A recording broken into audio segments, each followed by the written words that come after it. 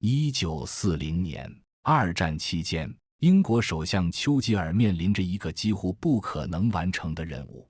法国已经沦陷，整个欧洲大陆几乎都在纳粹德国的铁蹄之下，英国孤立无援，面临着希特勒强大的军事威胁。英国空军在数量上远远不及德国空军，海军也遭受着德国 U 型潜艇的严重威胁。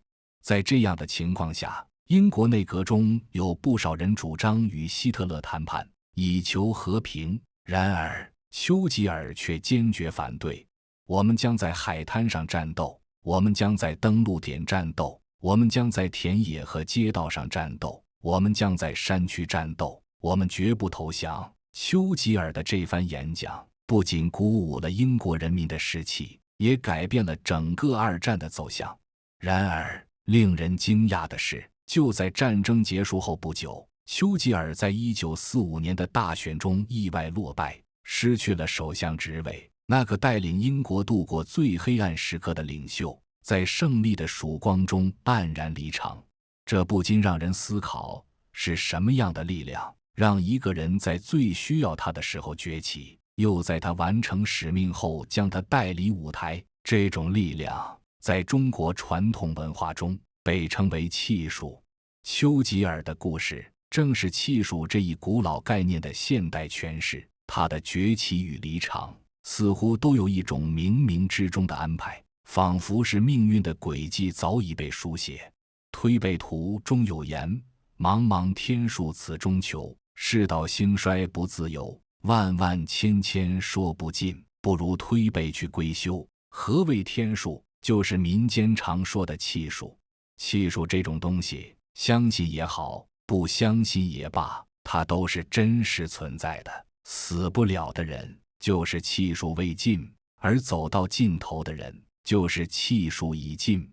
小到个人，大到整个人类世界，都是存在气数的。夏商周秦西东汉，三国两晋南北朝，隋唐五代和十国，辽宋夏金元明清便是如此。一个人的气数何时走到尽头，其实早有预兆，而这些预兆往往与一个人的使命、所处的时代以及生活的无常紧密相连。气数与使命，完成使命，气数将尽。气数跟一个人的使命联系颇深。一个有趣的历史现象，当一个人完成了他的使命，那他就离归去不远了。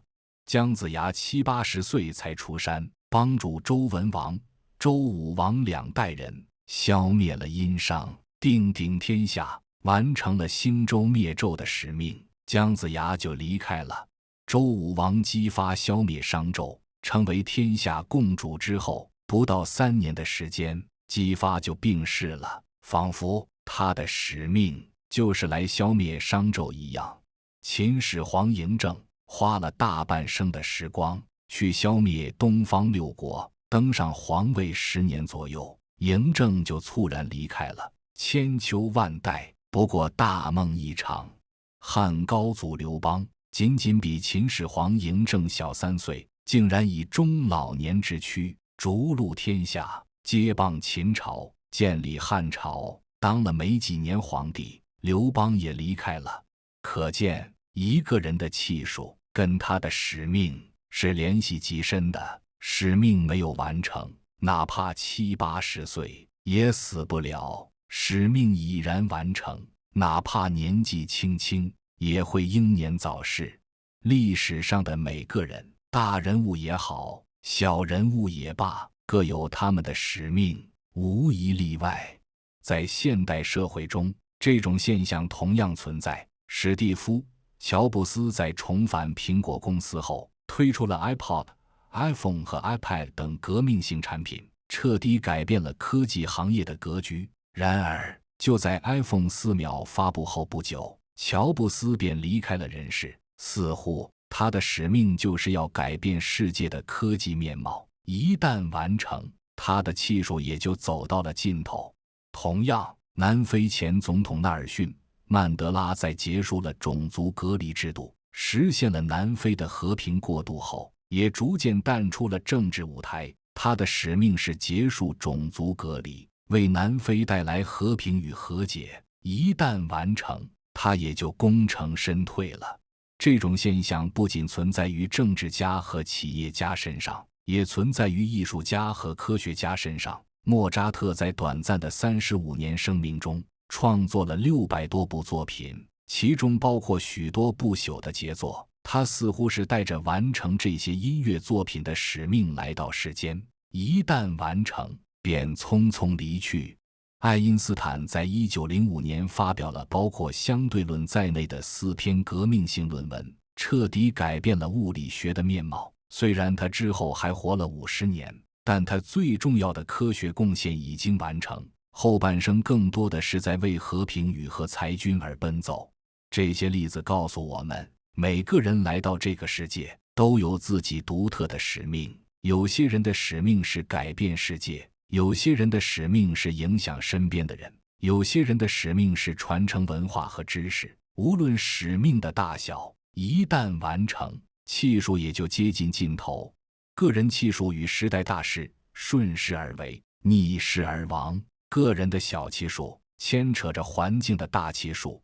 有道是时来天地皆同力，运去英雄不自由。成就一个人的，看似他自己本身，实际上是时代的眷顾；毁灭一个人的，看似是他自己本身，实际上是时代的变故。身处战乱年代，每个人都需要面临战争的威胁，分分钟小命不保。是否战乱，并不是个人的选择，而是时代的选择。身处和平年代，每个人都可以安安稳稳过日子，小命也得到保障。是否和平，并不是个人的选择，而是时代的选择。时代的战乱、和平就是它的大气数，而身处其中的人们，由于太过于渺小，所以他们就会受到时代大气数的影响。就跟一战一样，谁都预料不到，死了一个斐迪南大公，竟然引发了第1次世界大战，以至于无数人死于战火当中。这就是个人的小气数，牵扯着时代的大气数，而时代的大气数又影响着每个人的小气数。在现代社会，这种现象更加明显。互联网的兴起，创造了无数的机会，也毁灭了无数的传统行业。那些顺应时代潮流的人，如马云、马化腾、扎克伯格等，成就了巨大的商业帝国。而那些固守传统、拒绝变革的人，则逐渐被时代所淘汰。2008年的金融危机让无数人失去了工作和财富，这不是因为这些人做错了什么，而是因为他们身处的时代发生了巨大的变故。同样，新冠疫情的爆发也让无数人的生活和工作受到了影响，这些都是时代的大气数对个人小气数的影响。历史上的兴衰更替也是如此。唐朝的繁荣让生活在那个时代的人享受到了和平与富足，而5代10国的混乱则让那个时代的人饱受战乱之苦。这不是个人能够选择的，而是时代的选择。然而，虽然个人无法选择时代，但可以选择如何应对时代的变化。那些能够顺应时代潮流，不断学习和适应的人，往往能够在变革中找到机会，而那些固守过去、拒绝变化的人，则容易被时代所淘汰。正如达尔文所说，适者生存，不是最强壮的物种能够生存，也不是最聪明的物种能够生存，而是最能适应变化的物种能够生存。在时代的大气数面前，个人的小气数虽然渺小，但通过不断适应和调整，仍然可以找到自己的位置。生活的无常，预兆与警示。生活的无常影响着每个人的气数。佛家认为，这个世界并不是有常的，而是无常的。有常指的是万事万物都是可以预测的，显然这不过是幻想罢了。人类连天灾人祸都无法预料，又何谈预料其他的事件呢？无常指的是万事万物都是无法预料的，什么时候有洪水，什么时候有地震，没发生之前，又有谁能未卜先知呢？谁都做不到。社会学当中有一个概念，黑天鹅事件，指的是一切存在意外且产生重大影响的事件，比如说2008年的金融危机。这所谓的黑天鹅事件，就是上边谈到的无常。你不知道会发生什么，我也不知道会发生什么，所以这个世界才极度难测，极度复杂，而又极度美丽。你认为无法预测，这是好事呢，还是坏事呢？从人类历史的发展角度来说，这是好事。正是因为不知道，正是因为无法预测，所以生活才充满了趣味，不至于枯燥烦闷。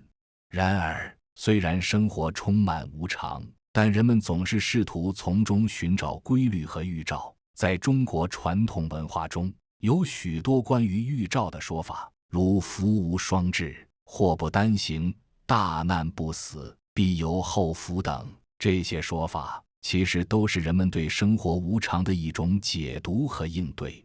在现代社会，人们同样在寻找各种预兆。股市的技术分析试图从过去的价格走势中预测未来的趋势，气象学家通过各种数据和模型预测未来的天气变化，医学研究者通过各种症状和指标预测疾病的发展趋势。这些努力都是人类试图在无常中寻找确定性的表现。虽然我们知道世界是无常的，但我们仍然希望能够掌握一些规律，以便更好地应对未来的变化。在个人层面，我们也常常从各种迹象中寻找预兆。一个人的健康状况、精神状态、人际关系等，都可能是他气数变化的预兆。当一个人突然变得特别慷慨，或者特别吝啬、特别活跃，或者特别沉默、特别关心他人，或者特别冷漠，这些都可能是他生活即将发生重大变化的预兆。正如中国古代的医学理论所说，上工治未病，最好的医生是能够在疾病尚未发作时就预见到它，并采取措施预防它。同样，最聪明的人是能够从各种预兆中预见到生活的变化，并做好准备。气数与个人选择、命运与自由意志的辩证。虽然气数似乎是一种冥冥之中的安排，但这并不意味着人们完全没有选择的自由。相反，个人的选择和努力往往能够在一定程度上改变气数的走向。中国古代有一句谚语：命由己造，相由心生，意思是说，一个人的命运是由自己的行为和选择所创造的，而一个人的面相则反映了他的内心状态。这句话强调了个人选择和努力在命运中的重要性。在西方哲学中也有类似的观点。德国哲学家康德提出了自由意志的概念，认为人类有能力做出自由的选择，而不仅仅是被外部因素所决定。美国哲学家威廉·詹姆斯则提出了意志相信的理论，认为人们可以通过相信某种可能性而使之成为现实。这些观点都表明，虽然气数可能对一个人的生活有所影响，但个人的选择和努力同样重要。一个人可以通过自己的行动和决策，在一定程度上改变自己的命运。历史上有许多例子证明了这一点。美国总统林肯出身贫寒，受教育程度有限，但通过自学和不懈努力，最终成为了美国历史上最伟大的总统之一。中国的邓小平虽然经历了多次政治挫折，但通过坚持自己的信念和不断调整策略，最终成功地领导了中国的改革开放。这些例子告诉我们，虽然气数可能对一个人的生活有所影响，但个人的选择和努力同样重要。一个人可以通过自己的行动和决策，在一定程度上改变自己的命运。然而，这并不意味着人们可以完全摆脱气数的影响。相反，个人的选择和努力往往是在气数的框架内进行的。就像一条河流，虽然水流可以在河床内自由流动，但它仍然受到河床的限制。同样，个人的选择和努力虽然可以在一定程度上改变命运，但仍然受到气数的限制。这种观点可以被称为命运与自由意志的辩证，它既承认气数对人生的影响，也强调个人选择和努力的重要性。它告诉我们，虽然我们无法完全控制自己的命运，但我们可以通过自己的选择和努力，在气数的框架内创造出最好的可能性。气数与心态，心态决定命运。气数虽然看似是外部的力量，但它与一个人的内心状态密切相关。一个人的心态往往能够影响他的气数。中国古代有一句谚语：境由心造，意思是说，一个人所处的环境是由他的心态所创造的。如果一个人心态积极，看到的就是机会和希望；如果一个人心态消极，看到的就是困难和绝望。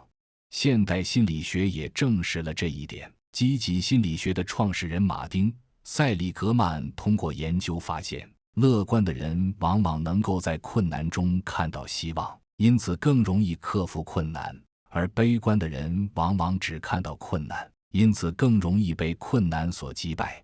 这种现象在日常生活中随处可见。同样是失业，有些人视之为重新规划人生的机会，有些人则视之为人生的灾难。同样是生病，有些人视之为调整生活方式的提醒，有些人则视之为命运的惩罚。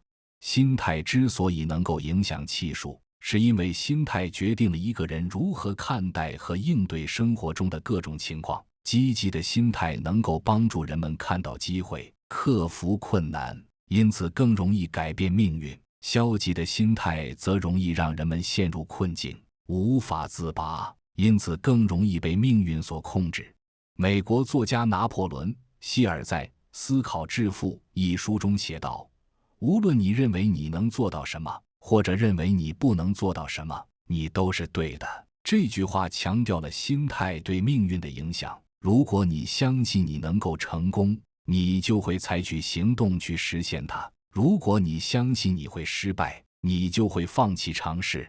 因此，要改变气数，首先要改变心态。只有保持积极的心态，才能在困难中看到希望，在挫折中找到力量，在变化中抓住机会。只有这样，才能在气数的框架内创造出最好的可能性。气数与修行，修身养性，改变命运。在中国传统文化中，修行被视为改变气数的重要方式。通过修身养性，一个人可以提升自己的精神境界，从而改变自己的命运。易经中有言：积善之家，必有余庆；积不善之家，必有余殃。意思是说，积累善行的家庭必定会有好的福报，积累恶行的家庭必定会有灾祸。这句话强调了行为对命运的影响。在佛教中，有因果报应的说法，认为一个人的行为会产生相应的结果，善行会带来好的结果，恶行会带来坏的结果。这种观点强调了个人行为对命运的影响。在道教中，有修道成仙的说法，认为通过修行，一个人可以超越凡人的限制，达到更高的境界。这种观点强调了修行对命运的改变。这些传统观点虽然带有宗教色彩，但它们的核心思想是相通的。通过修身养性，一个人可以提升自己的精神境界，从而改变自己的命运。在现代社会，这种观点仍然有其价值。通过学习和实践，一个人可以提升自己的知识和技能，从而增加自己的竞争力。通过培养良好的习惯和品格，一个人可以建立良好的人际关系，从而获得更多的支持和机会。通过保持健康的生活方式，一个人可以保持良好的身体状况，从而有更多的精力去追求自己的目标。这些都是现代版的修身养性，它们同样可以帮助人们改变自己的命运。因此，虽然气数可能对一个人的生活有所影响，但通过修身养性，一个人可以在一定程度上改变自己的气数，正如中国古代的谚语所说：命由己造，相由心生。一个人的命运是由自己的行为和选择所创造的，而一个人的面相则反映了他的内心状态。有的人年纪轻轻就成就非凡，没想到就英年早逝了，就像是冠军侯霍去病，封狼居胥后，24岁就暴毙身亡了。有的人明明安分守己过日子，可很不幸遇到了战争、病毒、混乱，也就被带走了，连反抗的机会都没有。有的人已经做到谨小慎微了，可还是遭遇了天灾人祸、意外无常，无奈离开。这就是所谓的人算不如天算。使命也好，时代也罢，亦或是所谓的无常，我们都是无法未卜先知的。剧本已然写好，只是身处于剧本当中的我们茫然不知罢了。如果说气数是一条河流，那么我们虽然无法改变河流的方向，但我们可以选择如何在河流中航行。我们可以顺流而下，也可以逆流而上。我们可以选择安全的航道，也可以冒险探索未知的水域。